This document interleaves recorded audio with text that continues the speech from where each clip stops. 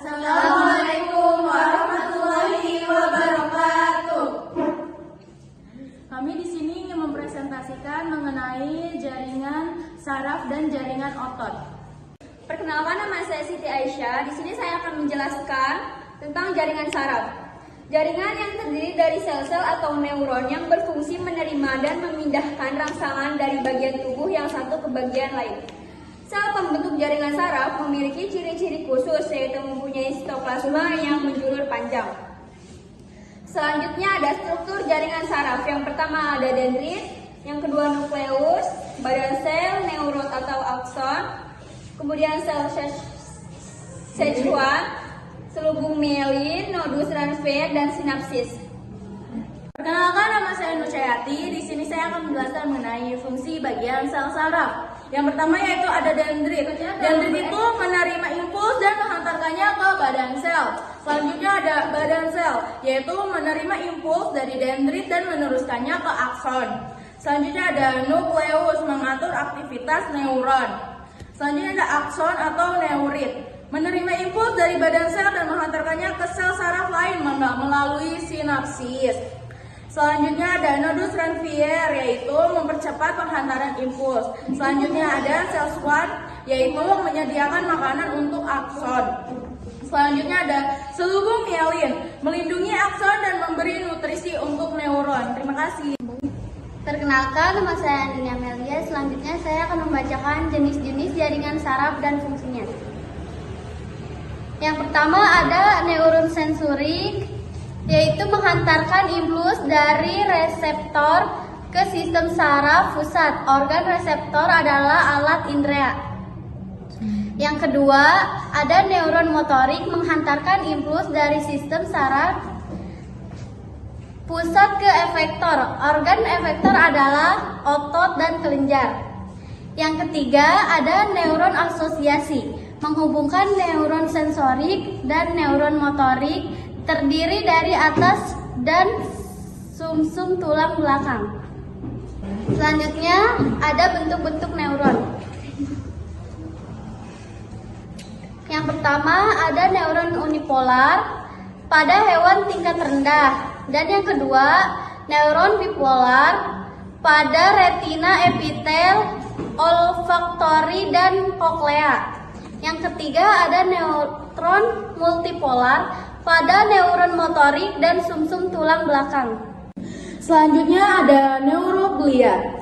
Neuroglia adalah sel-sel yang berfungsi sebagai pendukung kerja sel saraf, sehingga sel saraf dapat menjalankan fungsinya dengan baik. Lalu ada di sini strukturnya, yaitu ada oligodendroiste sama astroiste, mikroglia, myelin sheath, sama neuron. Itu merupakan jumlah neuroglia mencapai setengah dari jumlah neuron. Selanjutnya ada fungsi neuroglia. Yang pertama, menyediakan nutrisi bagi sel saraf, membentuk selubung mielin pada sel saraf. Yang ketiga, mempertahankan keseimbangan tubuh. Yang keempat, menyatukan jaringan pada susunan saraf pusat. Yang kelima, berperan dalam transmisi sinyal sistem saraf. Perkenalkan, nama saya Intan Aulia dari kelas 11 IPS 6. Di sini saya akan menjelaskan tentang jaringan otot. Jaringan otot merupakan jaringan khusus pada hewan yang berfungsi melakukan kontraksi, sehingga memberikan kekuatan seluruh bagian tubuh. Otot merupakan kumpulan jaringan otot yang saling berkontraksi, sehingga menghasilkan gerakan.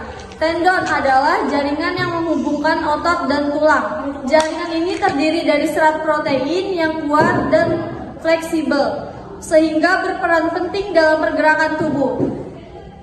Epimysium, yaitu lapisan yang membungkus satu jaringan otot. Fasciculus, yaitu sekumpulan serat pada otot. Selanjutnya ada sarkolema, adalah membran serabut otot yang terdiri dari membran sel yang sebenarnya yang disebut membran plasma, dan sebuah lapisan luar yang terdiri dari satu lapisan tipis bahan polisakarida yang mengandung sejumlah serat kolagen tipis. Selanjutnya ada myofibril, yaitu struktur filamen yang berukuran sangat kecil, tersusun dari protein kompleks yaitu filamen, aktin, dan miosin. Miofilamen merupakan benang-benang filamen halus yang berasal dari miofibril. Di dalam miofilamen terdapat protein kontraktil yang disebut dengan aktomiosin, aktin, dan miosin. Miosin adalah bagian dari protein motor berbasis ATP yang antara lain berperan dalam kontraksi otot serta beragam proses motilitas berbasis aktin pada eukariota. Aktin adalah protein glokular yang memungkinkan pergerakan pada sel, dan miosin dan aktin saling berkaitan erat. Perkenalkan, nama saya Lila Aprianti. Saya di sini akan menjelaskan tentang cara kerja otot. Ada zona H, garis M, garis Z, pita A, dan pita 1. Lalu ada kontraksi yang terdiri dari miosin dan aktin yang digabungkan menjadi aktomiosin. Lalu ada zona H hilang, pita 1 pendek. Selanjutnya ada relaksasi yang terdiri dari zona H dan pita 1. Pita 1 menghasilkan daerah terang pada otot, pita A menghasilkan daerah gelap pada otot, zona H adalah daerah terang sempit di antara daerah gelap pita A. Prakontraksi yang terdiri dari miosin dan aktin. Miosin aktif menggerakkan aktin dengan bantuan Ca2+ dan ATP. Lalu ada kontraksi.